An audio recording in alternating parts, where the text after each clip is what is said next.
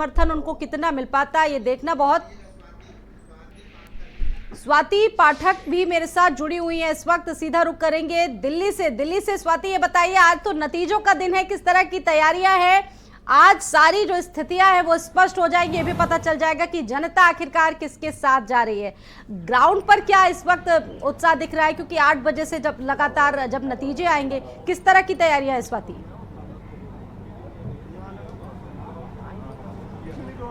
देखिए, अभी सबके मन में यही सवाल है कि क्या बीजेपी जीत की हैट्रिक लगाने जा रही है, क्योंकि 2014 में जिस तरह से बड़ी जीत हुई थी, 2019 में जिस तरह से भारतीय जनता पार्टी की जीत हुई थी, और 2024 की बारी है। अब बीजेपी भी इंतजार नतीजों का कर रही है, लेकिन 8 बजे से वोटों की गिनती शुरू होगी। एक बार तस्वीरें आपको बीजेपी मुख्यालय की सबसे पहले दिखा देते हैं कि यहाँ पर तैयारी किस तरह से है। तो आप मेरे पीछे देख पाएंगे कि यहाँ पर पूरी तरह से जो है वो खाने की भी व्यवस्था की गई है, टेंट लगाया गया है, और अगर हम बात करें मिठाइयों की तो वो भी बनाकर तैयार किया जा रहा है। ये हलचल इस वक्त भारतीय जनता पार्टी मुख्यालय में सुबह से ही है, क्योंकि बीजेपी जीत को लेकर पूरी तरह से आश्वस्त दिख रही है। जिस तरह से एग्जिट पोल की हम बात करते हैं, उसमें आपने देखा कि कई एग्जिट पोल में 350 के ऊपर बीजेपी जाती हुई दिख रही है, और 370 पार का नारा प्रधानमंत्री नरेंद्र मोदी ने दिया था। और खास तौर पर सबकी नजरें उत्तर प्रदेश पर टिकी हुई है, क्योंकि 80 लोकसभा सीटें हैं, और वहां पर किस तरह से बीजेपी ज्यादा से ज्यादा सीटें जीते, ये भारतीय जनता पार्टी का लक्ष्य है। और ये भी कहा जा रहा है कि उत्तर प्रदेश में 70 से ज्यादा सीटें, कई नेताओं का दावा है। अब देखना होगा जब सुबह वोटों की गिनती शुरू होगी तो उत्तर प्रदेश के नतीजे क्या होते हैं, क्योंकि दिल्ली का रास्ता उत्तर प्रदेश से होकर आता है। तो ऐसे में नजरें यूपी पर टिकी हुई है, और एक एक सीट की अगर आप बात करें, चाहे रायबरेली की बात करते हैं हम, अमेठी की बात करते हैं, हम सबकी नजरें टिकी है कि एक एक सीट पर क्या नतीजा होता है। लेकिन दूसरी तरफ अगर हम नजर डालते हैं तो इंडिया गठबंधन जो एनडीए के खिलाफ खड़ा हुआ था, बनकर तैयार हुआ था, वो किस तरह से प्रदर्शन करेगा लोकसभा चुनाव में, ये भी आज तस्वीर पूरी तरह से साफ हो पाएगी। लेकिन बीजेपी अभी नतीजों का इंतजार कर रही है, और जैसे ही नतीजे बीजेपी के पक्ष में आएंगे वैसे ही जश्न की तैयारी भी है। लेकिन चूंकि अभी 6:30 बजे के आसपास का वक्त हो रहा है, तो ऐसे में 8 बजे से वोटों की गिनती शुरू होगी।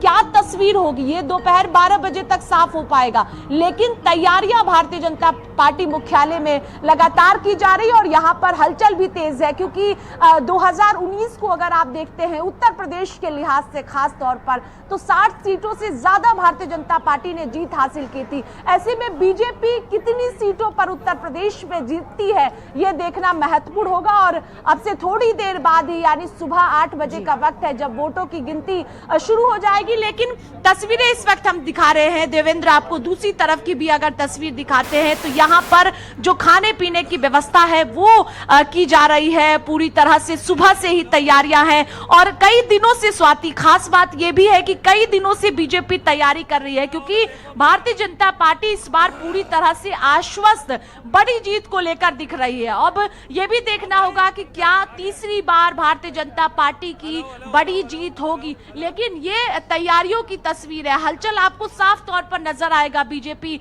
मुख्यालय में, और ये तस्वीर सुबह सुबह की है। यानी समझिए कि जब धीरे धीरे वक्त होगा और वोटों की गिनती शुरू हो जाएगी, तो उसके बाद और भी ज्यादा जो तैयारियां हैं, जो हलचल है बीजेपी मुख्यालय में, वो शुरू हो जाएगा। लेकिन इस वक्त की तस्वीर देखिए आप सीधे तौर पर बीजेपी मुख्यालय से, जहां पर खाने पीने की व्यवस्था से लेकर तमाम जो तैयारियां हैं वो भारतीय जनता पार्टी मुख्यालय में इस वक्त की जा रही है। जी बिल्कुल, बहुत शानदार आपने बताया। जिस तरीके जो तस्वीरें आ रही हैं, जोरदार तैयारियां सभी पक्षों की तरफ से, और लोग भी हमारे साथ जुड़े हुए, देखिए सीमा भी हमारे साथ कनेक्ट हो गए हैं।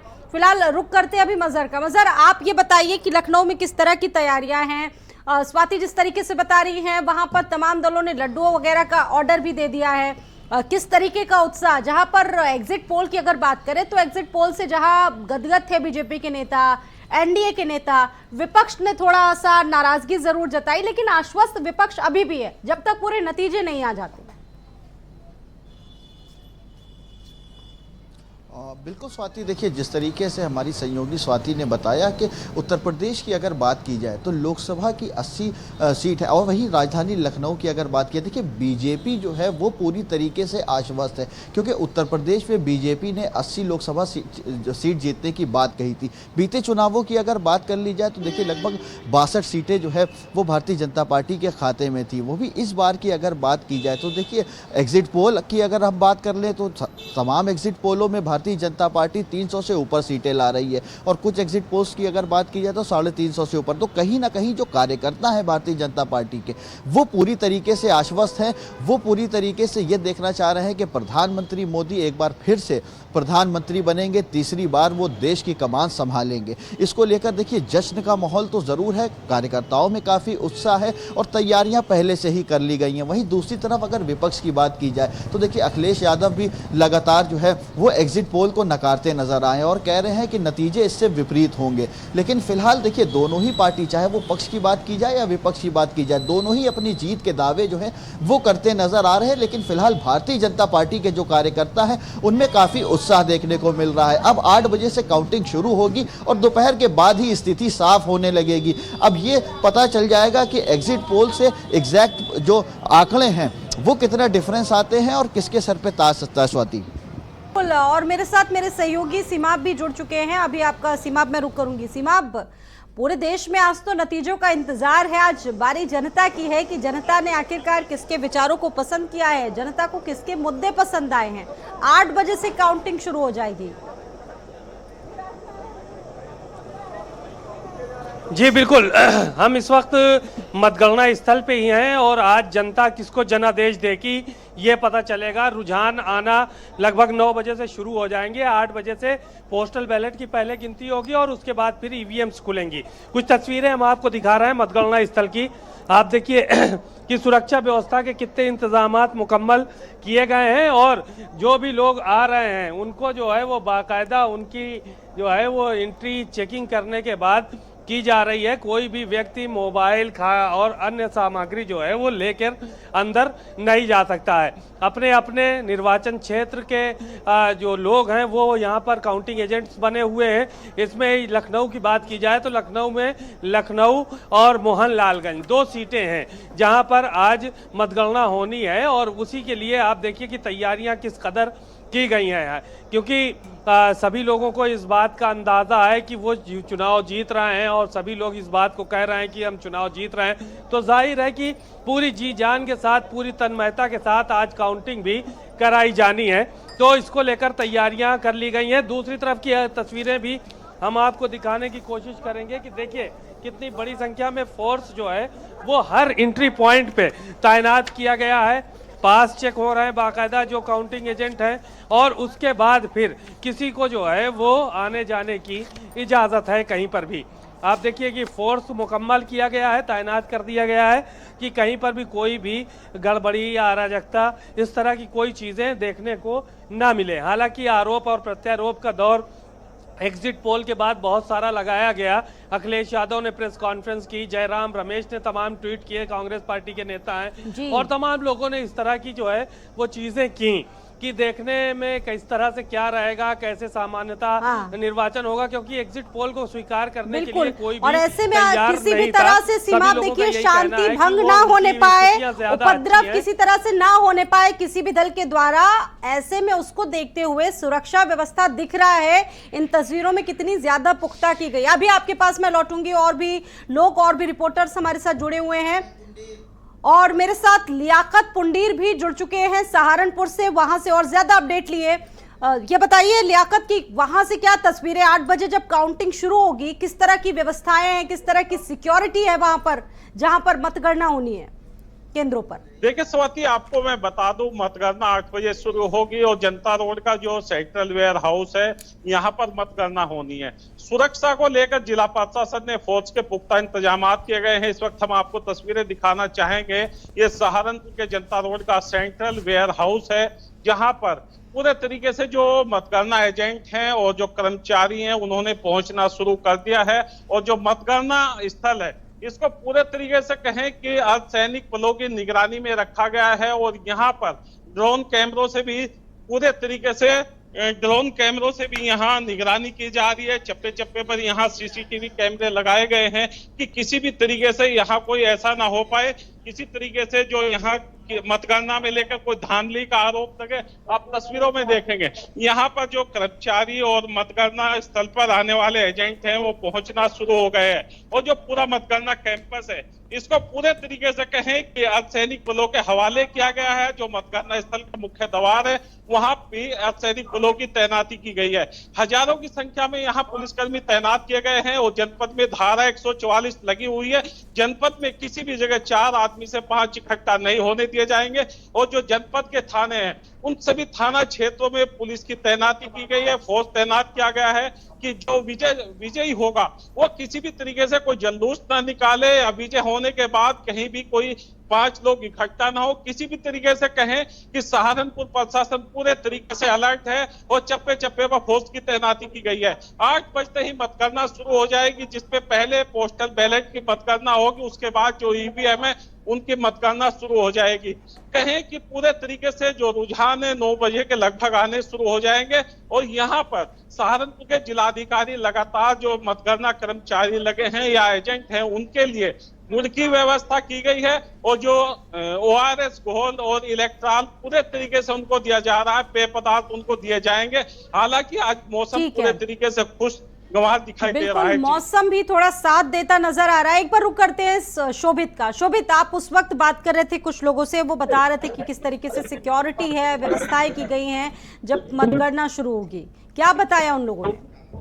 देखिए स्वाति, सबसे पहले यहाँ पर दिखाएंगे ठीक हमारे पीछे ये देखेंगे, यहाँ पे जो पॉइंट है सुरक्षा का, वहाँ पे पुलिस मुस्तैद है, इंस्पेक्टर है, एसीपीस है, अधिकारी मौजूद हैं, वो लगातार चेकिंग कर रहे हैं। और यहाँ मोबाइल की एंट्री नहीं है। जो कार्मिक है जो जा रहे हैं ड्यूटी में अंदर, उनका मोबाइल अलाउ नहीं है, गाड़ी अलाउ नहीं है। पास के बाद ही यहाँ पर एंट्री होगी। और अगर बात करें सुरक्षा की लेयर की, तो जो हमारे सहयोगी हैं जो लगातार कवर कर रहे हैं क्राइम को, सुमित वो हमारे साथ है।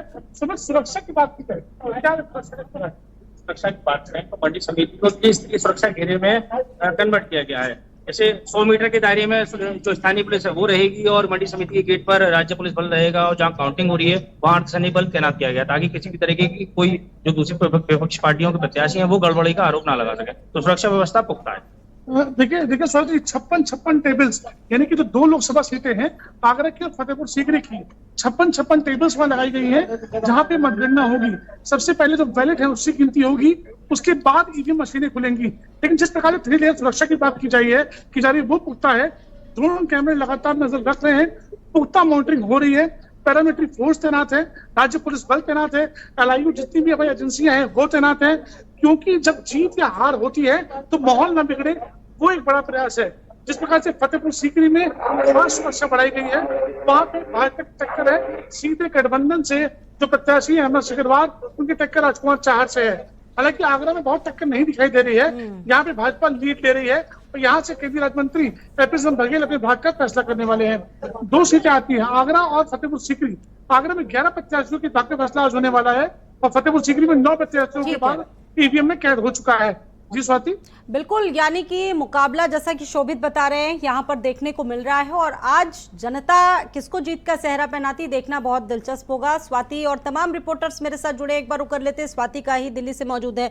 स्वाति, दिल्ली में भी तमाम व्यवस्थाएं अगर बात की जाए, इस बार बीजेपी ने अपने 6 सांसदों के, मौजूदा सांसदों के टिकट काट दिए थे।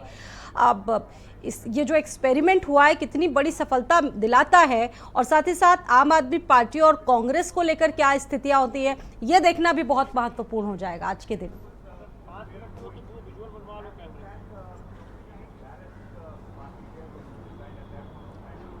जी बिल्कुल, क्योंकि अगर हम दिल्ली के लिहाज से देखते हैं तो आम आदमी पार्टी और कांग्रेस पार्टी का गठबंधन चुनाव से पहले हुआ था, और जिस तरह से आबकारी घोटाले की बात करें हम, तो दिल्ली में राजनीति इस पर पूरी तरह से देखने को मिली थी। दिल्ली के मुख्यमंत्री अरविंद केजरीवाल जेल में बंद थे, लेकिन उनको अंतरिम राहत सुप्रीम कोर्ट से मिली थी, और उसके बाद खूब प्रचार प्रसार भी अलग अलग लोकसभा सीटों पर अरविंद केजरीवाल ने किया था। उसका कितना असर आज नतीजों में देखने को मिलता है, ये देखने वाली बात होगी। और ये भी देखना होगा कि क्या जो गठबंधन बनकर दिल्ली में तैयार हुआ था आम आदमी पार्टी और कांग्रेस पार्टी का, वो कितना सफल होता है, ये तस्वीर भी आज साफ हो जाएगी। क्योंकि अरविंद केजरीवाल अलग अलग प्रदेशों में पहुंचे, प्रचार प्रसार इंडिया गठबंधन के लिए किया गया।